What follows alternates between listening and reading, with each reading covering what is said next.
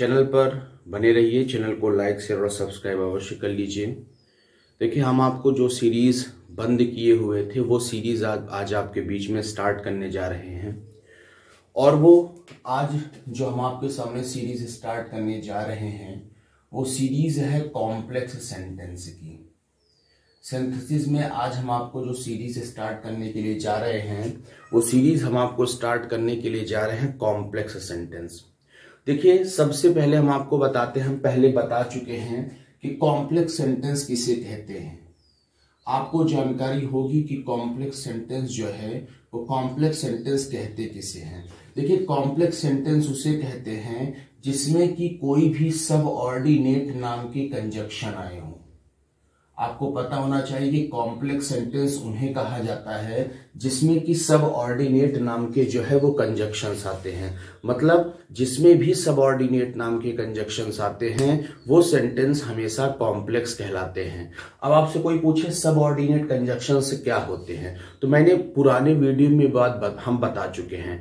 ऐसे कंजक्शन जो दूसरों पर आश्रित रहने वाले उपवाक्यों को जोड़ते हैं, ऐसे कंजक्शन को सब ऑर्डिनेट कंजक्शन कहा जाता है। मतलब जो भी सब ऑर्डिनेट कंजक्शंस होते हैं ये हमेशा अगली वाली क्लॉज पर निर्भर होते हैं। और कोऑर्डिनेट किसे कहते हैं? मतलब दो स्वतंत्र क्लॉज को जो जोड़ता है उसे कोऑर्डिनेट कहते हैं। लेकिन अभी हम बात कर रहे हैं सब ऑर्डिनेट कंजक्शन की। तो ऐसे कंजक्शन जिसमें मतलब ऐसे क्लॉज या ऐसे सेंटेंस जिसमें सब ऑर्डिनेट कंजक्शन आए हों वो सेंटेंस कॉम्प्लेक्स कहलाता है।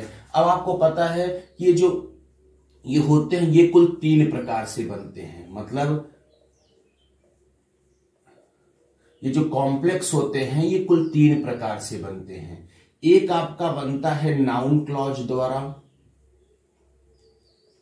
एक आपका बनता है एडजेक्टिव क्लॉज द्वारा, एक आपका बनता है नाउन क्लॉज से, एक आपका बनता है एडवर्ब एडजेक्टिव क्लॉज से, और एक आपका बनता है एडवर्ब क्लॉज से। तो मतलब ये जो कॉम्प्लेक्स सेंटेंस बनेंगे ये कुल 3 रूल से बनेंगे। एक आपका बनेगा नाउन क्लॉज से, एक आपका बनेगा एडजेक्टिव क्लॉज से, और एक आपका बनेगा एडवर्ब क्लॉज से।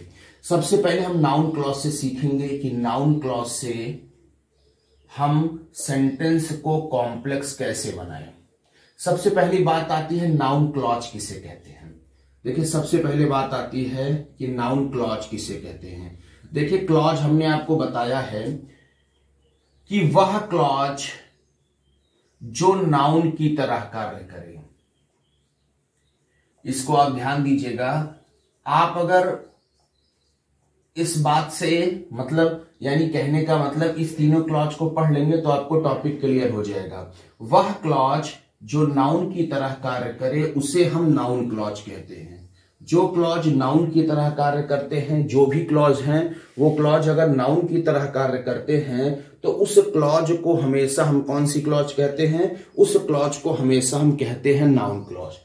एक बार रिपीट कर लीजिए। कॉम्प्लेक्स सेंटेंस किसे कहते हैं? जिसमें सबऑर्डिनेट नाम के कंजक्शन आए। ये कुल 3 प्रकार के होते हैं, noun clause, adjective clause, adverb clause. Noun clause क्या है? वह क्लॉज जो नाउन की तरह कार्य करता है उसे हम नाउन क्लॉज कहते हैं। ठीक है, अब देखिए मेरी बात को ध्यान से सुनिएगा। चलिए,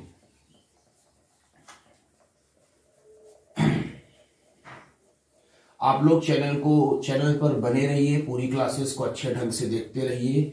आपको पूरी चीजें अच्छे ढंग से, ईमानदारी पूर्वक पूरी चीजें अच्छे ढंग से जो है वो समझ में आएंगी।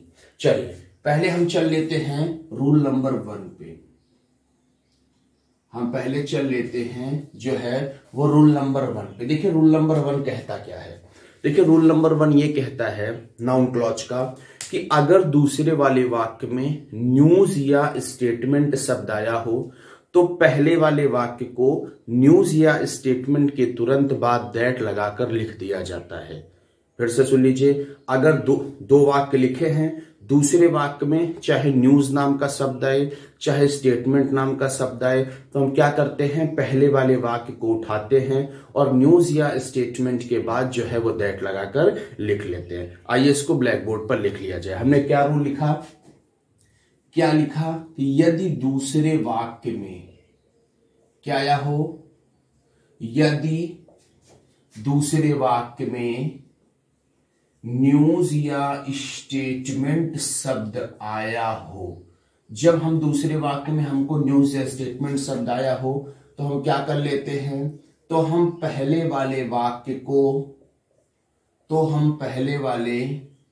वाक्य को न्यूज या स्टेटमेंट के बाद दैट लगाकर लिख देते हैं।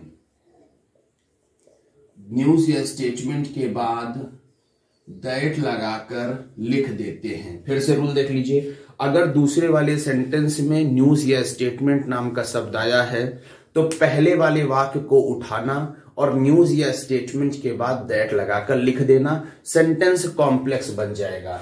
जैसे हमने लिखा ही इज अ लायर, मतलब वह झूठा है। दिस स्टेटमेंट इज रॉन्ग,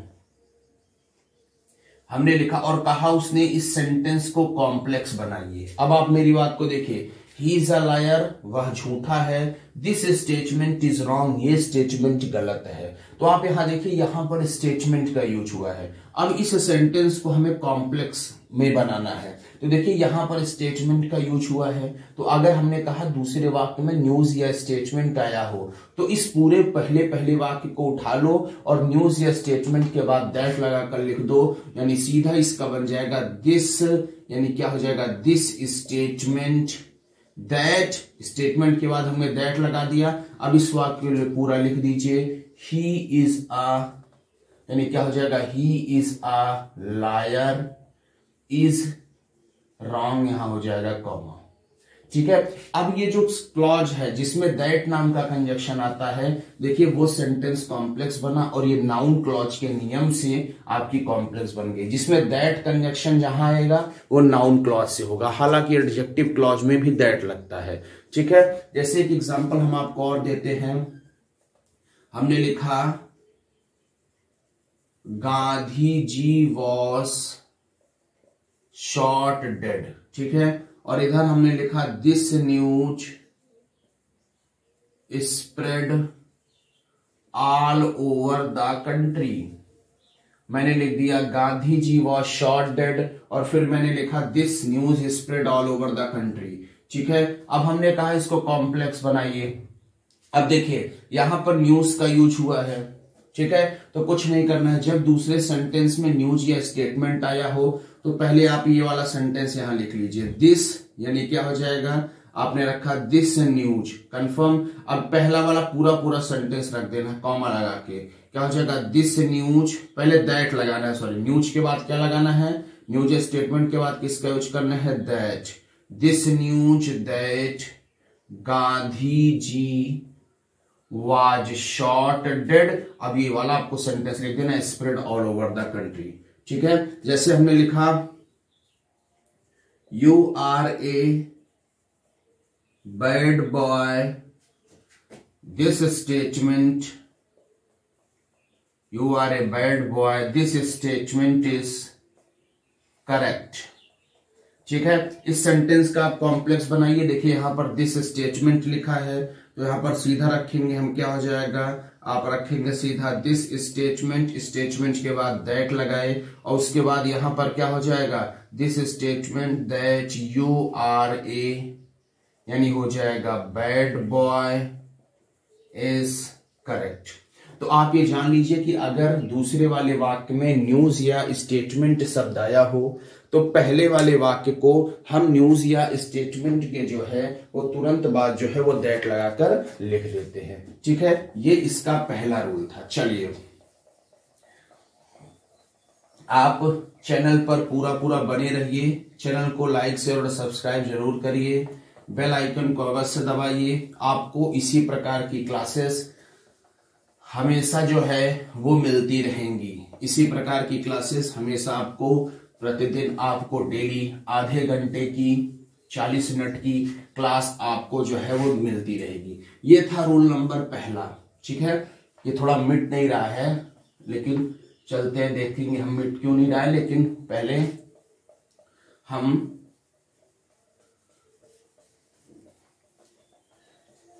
चलिए अब हम जाते हैं रूल नंबर 2 पे। अब हम कहां जाते हैं? अब हम जाते हैं रूल नंबर 2 पे। मेरा इसी नाउन क्लॉज का रूल नंबर 2 क्या कहता है? देखिए रूल नंबर 2 क्या कहता है। कुल 4 रूल हैं। अगर दोनों वाक्यों में से कोई भी एक सेंटेंस इंट्रोगेटिव हो, 2 सेंटेंस लिखे हुए हैं और दोनों सेंटेंसों में से कोई भी एक सेंटेंस इंट्रोगेटिव हो, तो पहले हम उस सेंटेंस को लिखेंगे जो इंट्रोगेटिव नहीं है। उसके बाद हम यूज करेंगे इफ या क्वेश्चन वर्ड का, और उसके बाद फिर हम इंट्रोगेटिव सेंटेंस को असर्टिव में बदल देंगे। ध्यान दीजिए क्या लिखा।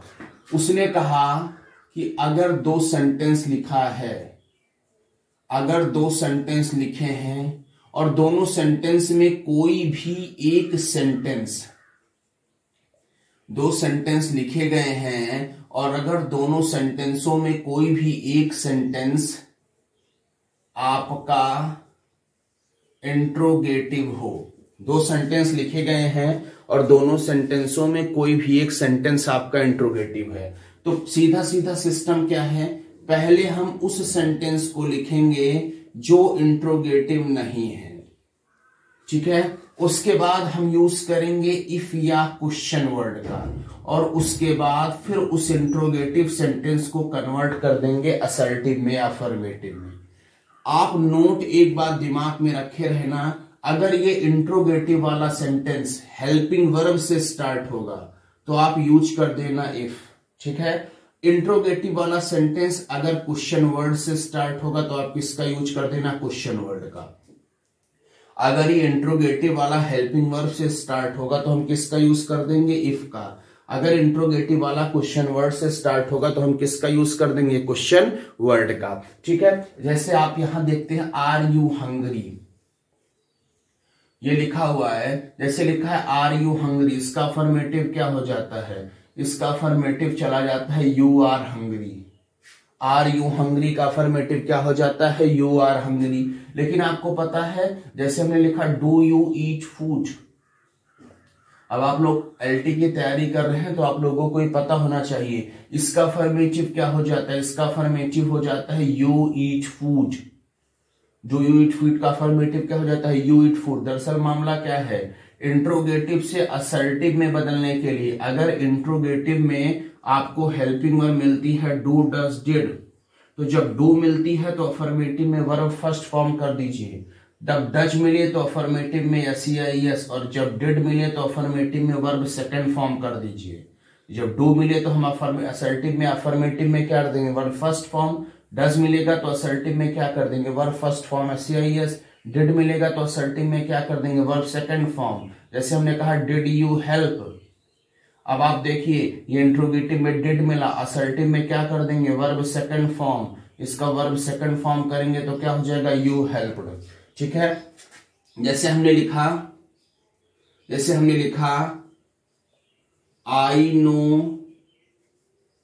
हु इज शी, और उसने कहा कन्वर्ट इनटू कॉम्प्लेक्स। ये रूल बहुत इंपॉर्टेंट है। हमने लिखा I know who is she, ये हमने लिखा है। ये रूल जो है ये सिंटैक्स के नियम से भी बहुत इंपॉर्टेंट है। कैसे, मैं आपको बता रहा हूं।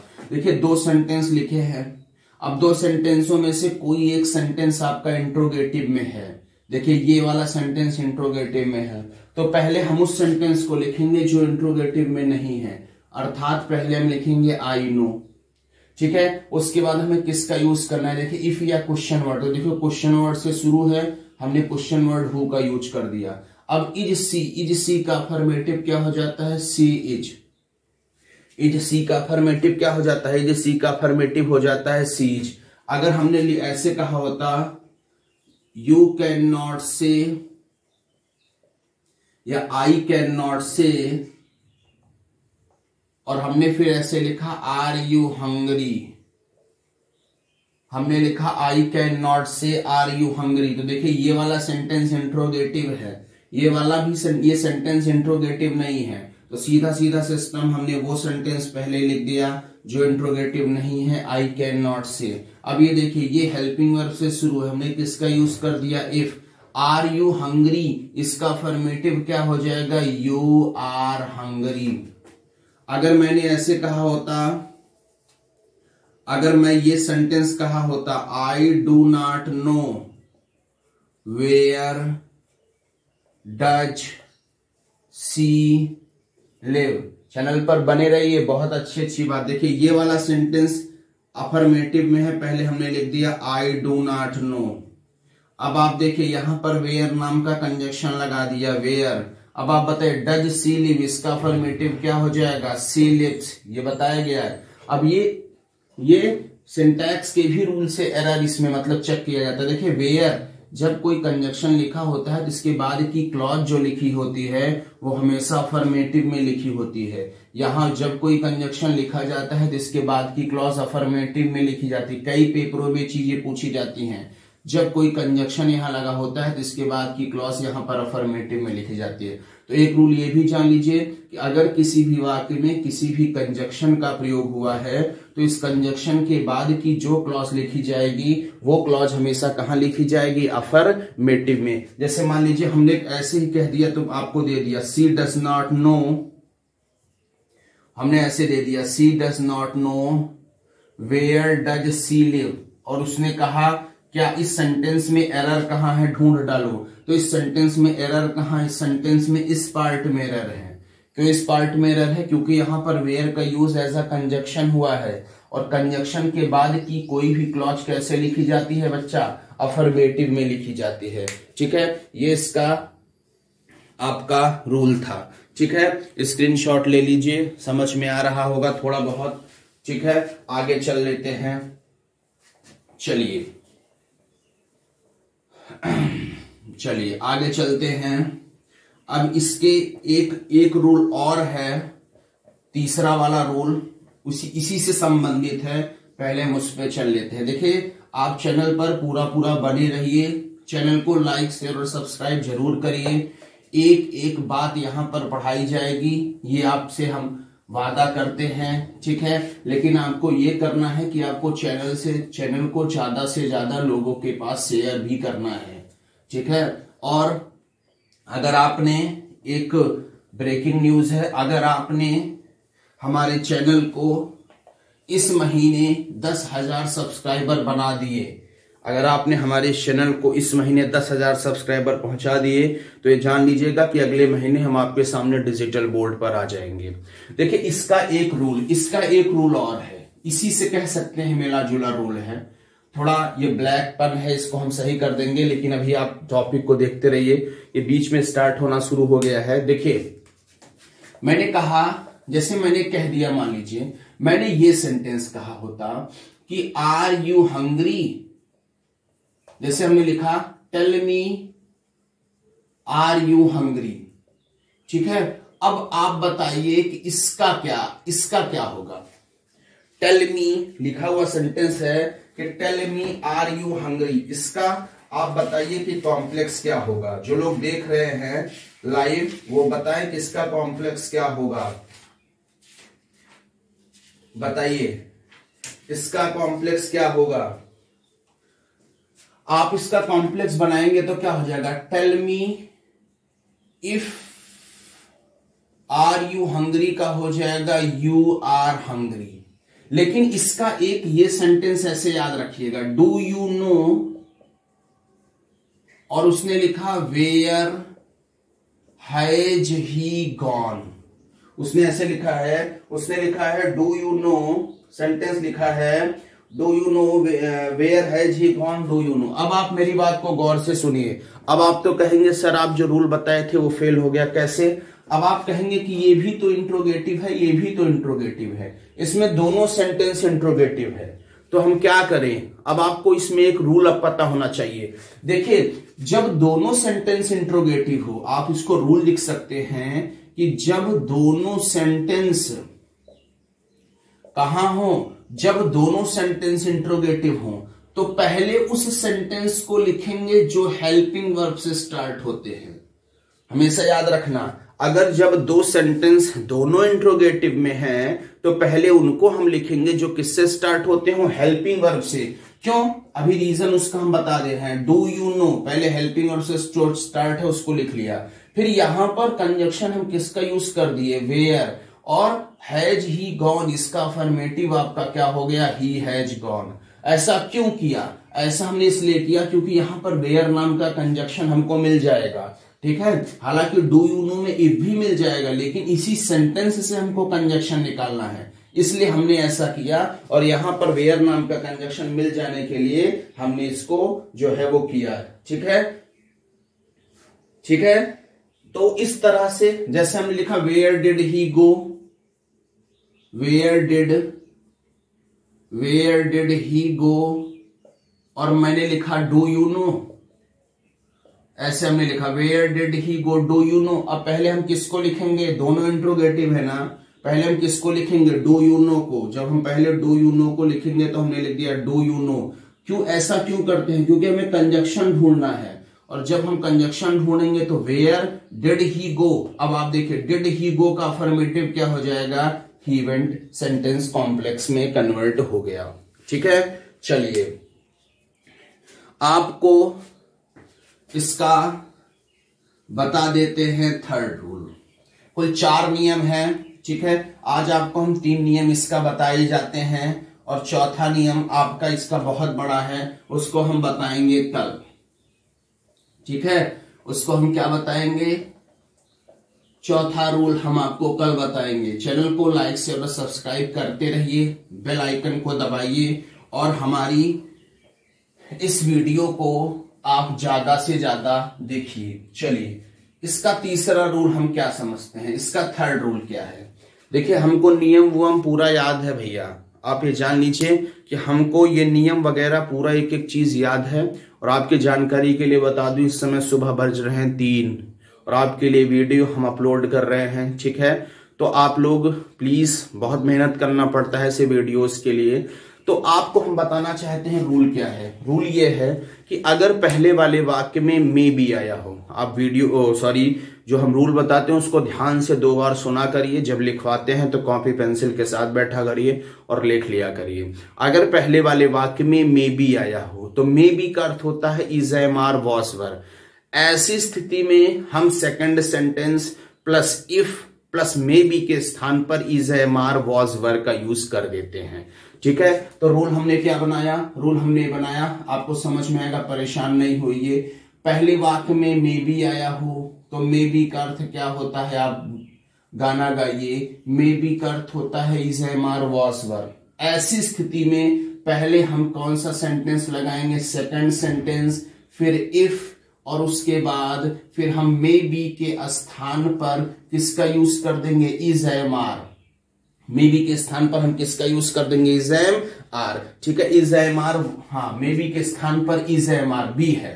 देखिए मे बी का अर्थ क्या होता है, इज, एम, आर। कंफर्म है भाई, बी का मतलब क्या होता है, प्राइमरी ऑक्सिलरी वर्ब में कुल 3 ग्रुप होते हैं। Do, be, have. डू में डू, डज, डिड। बी में is, am, are, was, were. Have में हैज, हैव, हैड। तो मे बी का मतलब क्या होता है, इज, एम, आर। ऐसी स्थिति में second sentence plus if plus may be के स्थान पर हम किसका यूज करेंगे, इज, एम, आर। हमने लिखा he may be doctor, I do not know. हमने क्या लिखा, हमने लिखा he may be doctor, I do not know. Complex बना, देखिए पहले वाक्य में मे बी का यूज हुआ, तो पहले हम उस सेंटेंस को लिखेंगे जिसमें मे बी ना आया हो। मतलब क्या हो जाएगा बताइए आप, आई डू नॉट नो। फिर हमने किसका यूज कर दिया, इफ, ठीक है। अब मे बी के स्थान पर हम किसका यूज करेंगे, इज का। तो क्या हो जाएगा, ही इज अ डॉक्टर, ठीक। आज के लिए इतना ही। चैनल को लाइक शेयर और सब्सक्राइब जरूर करिएगा। एक्सरसाइज भी इसकी कराई जाएगी। बने रहिए हमारी इस YouTube channel Vineet English classes पर, और चैनल को लाइक शेयर और सब्सक्राइब अवश्य करिए। Thanks for watching.